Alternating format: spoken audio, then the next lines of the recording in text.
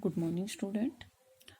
आज हम करेंगे अपना नेक्स्ट टॉपिक, क्या कंसेप्ट ऑफ इकोलॉजी मतलब पारिस्थितिकी की आधारभूत संकल्पनाएं।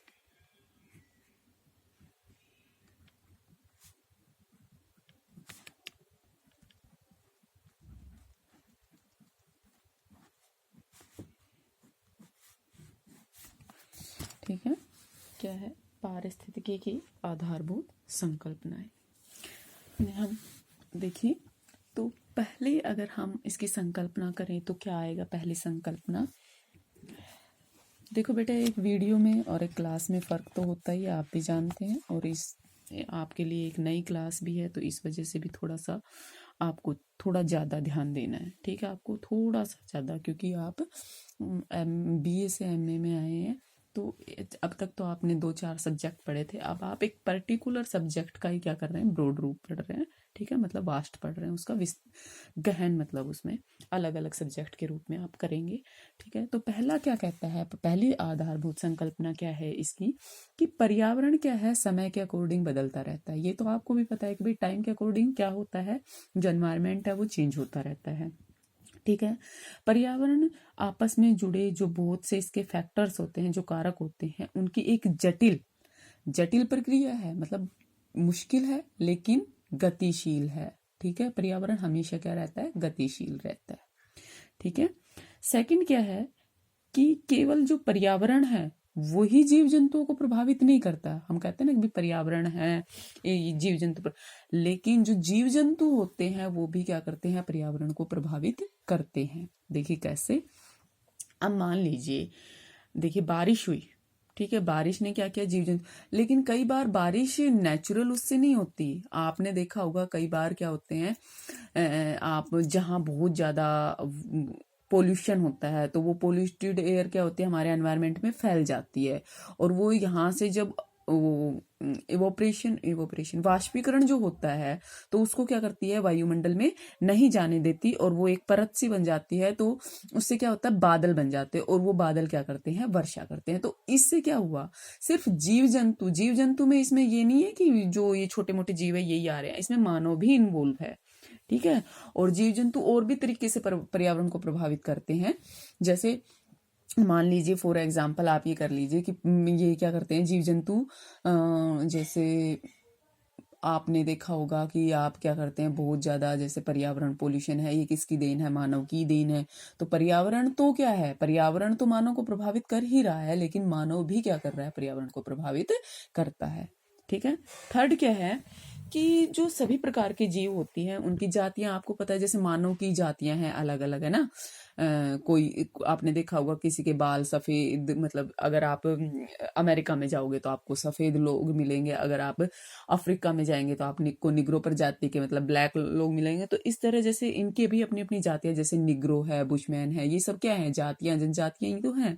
ठीक है, और ये क्या करते हैं, जो सभी प्रकार के जीव होते हैं, जाति संरचना संरचना मतलब जो इनकी बनावट होती है, जो इनकी प्रजनन दर होती है, वृद्धि और विकास के संरक्षण के लिए क्या करते हैं। अब हम भी क्या करते हैं, हम ये सोचते हैं कि भाई हमारी जनरेशन मतलब हमारा वंश आगे बढ़े। फॉर एग्जाम्पल आपको एक सीधा सिंपल सा उदाहरण देती हूँ कि हाँ, आपने देखा होगा कि जो हमारी दादी नानी है, मोस्ट ऑफ हम भी ऐसे ही हैं। ठीक है, हम कह देते हैं नहीं नहीं, बट हम भी ऐसे ही है, क्योंकि हम जिस समाज में रह रहे हैं हमारे अंदर भी कुछ मेंटलिटी उसकी है, कुछ क्या बहुत कुछ है। बहुत मैंने कहा ना, पर्यावरण प्रभावित करता है, लेकिन हम भी पर्यावरण को प्रभावित करते हैं। अपवाद हर जगह मिलेंगे। आप कह सकते हो कि मैम नहीं, हम ऐसा नहीं मानते, मैं भी कह सकती हूँ कि मैं ऐसा नहीं मानती, लेकिन मैं ये नहीं कह रही कि अपवाद तो हर जगह मिलेंगे, लेकिन फिर भी हमारी मेंटलिटी होती है कि आपने देखा होगा कि कहते हैं कि भाई एक लड़की हो गई, 2-3 लड़की हो गई, लेकिन फिर भी एक बेटे की चाह होती है कि हमारा वंश आगे बढ़े, कि हम हमारी जो जनरेशन है वो क्या हो, संरक्षित रह सके, कि भाई हमारा भी कोई नाम लेने वाला हो। यही आपने कहते सुना होगा। तो यही जो क्या करते हैं, जो जीवों की जो जातियां हैं, विभिन्न जीवों की, ये क्या करती है अपने आप को, अब उनको ये नहीं पता कि लड़कियां भी वंश को आगे बढ़ाती हैं। नहीं, लड़कियां ही बढ़ाती है वैसे तो, लेकिन फिर भी सबकी अपनी अपनी मेंटलिटी है, इस बात पे अब ज्यादा वो नहीं करेंगे। ठीक है। तो ये क्या करती है, जातियां क्या करती है, अपने आप को संरक्षण करने के लिए अपना मतलब जो हो सकता है वो प्रयास वो करती है, और वे स्वयं को आसानी से लुप्त नहीं होने देना चाहती कि भाई हम, मान लो मैं हूं, मैं सोचूं कि भाई मैं मर जाऊं तो मेरे पीछे मेरी जो मतलब ये मानव जाति है जो वो है वो नष्ट हो जाए, ऐसा कभी नहीं चाहेंगे।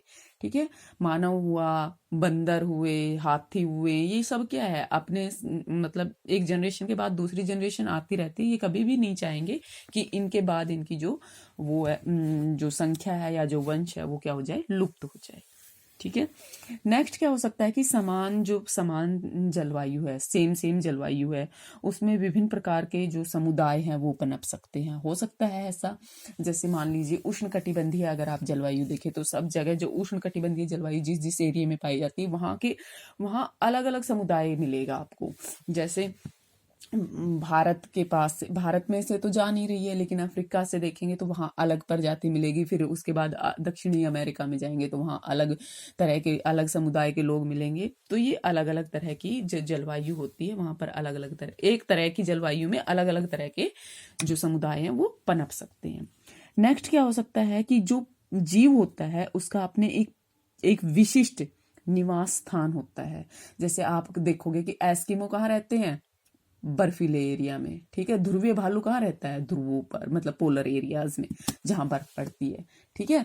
लेकिन वहां क्या टाइगर जा सकता है, नहीं जा सकता। ठीक है। क्यों, क्योंकि वो वहां मर जाए। तो वो क्या करते हैं, हम अपना एक विशिष्ट स्थान चुनते हैं रहने के लिए। नेक्स्ट क्या होता है कि जो जीवों के बीच में, जैसे अलग अलग तरह के जो जीव होते हैं उनके बीच में जो अंतःक्रिया होती है वो की उसकी मात्रा भी क्या होती है, भिन्न भिन्न होती है। जैसे फॉर एग्जाम्पल हम गाय भैंस के साथ ज्यादा टाइम बिता सकते हैं। ठीक है। हमारी अंतःक्रिया उनके साथ अलग है, लेकिन हम क्या टाइगर के साथ टाइम बिता सकते हैं? टाइगर को देखते तो हम भाग जाएंगे। ठीक है। वैसे तो हम देखते ही नहीं है, लेकिन देखते ही हम क्या करेंगे, भाग जाएंगे डर के मारे। तो ये क्या है, सभी जीवों के बीच में जो अंतःक्रिया होती है वो क्या होती है, अलग अलग तरह की होती है। फिर क्या आता है कि हर जीव समुदाय की जो वृद्धि सीमा है वो निर्धारित होती है। ठीक है। जो समुदाय की वृद्धि सीमा है वो क्या है, निर्धारित होती है। नेक्स्ट क्या हो सकता है कि जो मानवीय क्रियाएं हैं, मानव जो कार्य करता है उनसे जो प्राकृतिक संसाधन है उनका शोषण क्या करता है। जैसे हम बहुत मात्रा में किसका, पेट्रोल का यूज कर रहे हैं, और पेट्रोल का यूज करने से हमारा क्या है, एनवायरमेंट पोल्यूट हुआ है। तो इससे हमने क्या किया, जो पारिस्थितिकी का जो संतुलन था वो हमने क्या कर दिया, बिगाड़ दिया। एक आपको इसका एक एग्जाम्पल बताती हूँ मैं। वैसे तो ये आगे आएगा जो मैं अभी बता रही हूँ, लेकिन ये जो पारिस्थितिकी संतुलन बिगड़ता है, फॉर एग्जाम्पल हमारे पास पहले क्या थे, बहुत ज्यादा वन थे। ठीक है। तो आपने सुना होगा फलाना गांव में हाथी आ गया, फलाना गांव में शेर आ गया। वो शेर वहां नहीं आया है, हमने क्या किया है, मनुष्य ने क्या किया है, जैसे जैसे उसकी जनसंख्या में वृद्धि हुई उसने क्या किया, जंगलों को नष्ट करना शुरू कर दिया। क्या करना शुरू कर दिया, इनको नष्ट करना शुरू कर दिया। मतलब हमने शेर और हाथियों से उनका निवास स्थान छीन लिया। अब वो इसको छोड़ के कहीं नहीं गए, हमने इसकी जगह क्या बना लिया, अपना घर बना लिया। और वो तो क्या करते हैं, अपने उसमें आते हैं। तो इससे क्या होता है, संतुलन बिगड़ गया। अब इनका निवास स्थान छिन गया तो ये क्या करेंगे, यहाँ जो जीव जंतु रहते थे वो भी क्या हो जाएंगे, एक टाइम के बाद नष्ट हो जाएंगे। ये जो खाना खाते थे वो क्या है, वो नष्ट हो गया। अब हमने देखा होगा गायों की संख्या बहुत अधिक बढ़ गई है। रोड रोड पे जगह जगह आप देखते होंगे गाय कुत्ते आपको मिलते हैं। पहले क्या था कि जो शेर होता था वो इनको खा लेता था, संतुलन बना हुआ था। लेकिन जैसे ही पेड़ पौधे कटे उनका तो निवास स्थान खत्म हो गया। अब ये क्या हो गया, गायों की संख्या बढ़ गई। गाय तो क्या खाती है, पेड़ पौधे खाते हैं। गायों की संख्या बढ़ गई, लेकिन किसकी संख्या कम हो गई, शेर की संख्या कम होने से इनकी संख्या में क्या हो गई, लगातार वृद्धि हो गई। और एग्जाम्पल देती हूँ, जैसे हमने क्या किया, हम क्या करते हैं, मानव जो है वो उसको क्या करते हैं, बहुत ही बुद्धिमान प्राणी है। जो पृथ्वी पर सबसे जो बुद्धिमान प्राणी वो है वो कौन है, मानव है। ठीक है। हमने ये तो कर लिया कि हम सूखे से बचाव कर लिया, बाढ़ से, लेकिन हम इनको रोक नहीं पाए। ठीक है, रोक नहीं। जैसे जैसे हमारी जनसंख्या बढ़ी पृथ्वी पर क्या हुआ, दबाव बढ़ गया। पृथ्वी पर दबाव बढ़ा तो क्या होता है, कहते हैं ना, पृथ्वी भी अपना क्या दिखाएगी, प्रकोप दिखाएगी। तो ये जो डिजास्टर वगैरह है, जैसे बाढ़ का आना, भूस्खलन, ज्वालामुखी, भूकंप, ये इनकी मात्रा में भी वृद्धि हुई है। और ये क्यों वृद्धि हुई है? क्योंकि जो हमारा पारिस्थितिकी संतुलन है वो बिगड़ गया है। ठीक है, नेक्स्ट हम करेंगे नेक्स्ट क्लास में इसके उपक्षेत्र कौन कौन से हैं, मतलब सब डिविजन्स। ठीक है, थैंक यू।